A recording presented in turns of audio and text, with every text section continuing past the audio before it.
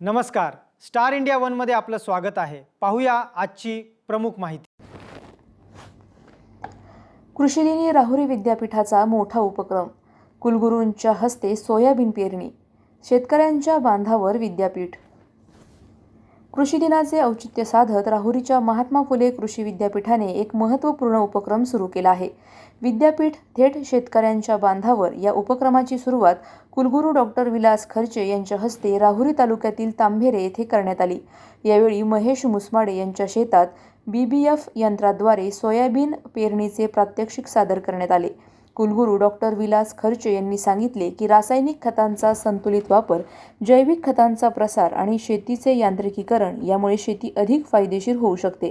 कार्यक्रमात विस्तार शिक्षण संचालक डॉक्टर गोरक्ष ससाणे, संशोधन संचालक डॉक्टर प्रशांत बोडके, अधिष्ठाता डॉक्टर साताप्पा खरवडे यांच्यासह अनेक मान्यवर उपस्थित होते।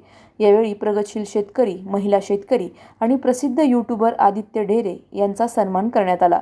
तसेच डाळिंब बाग, शेळी पालन, गांडूळ खत आणि जैविक निविष्ठा प्रकल्पांना मान्यवरांनी भेटी दिल्या।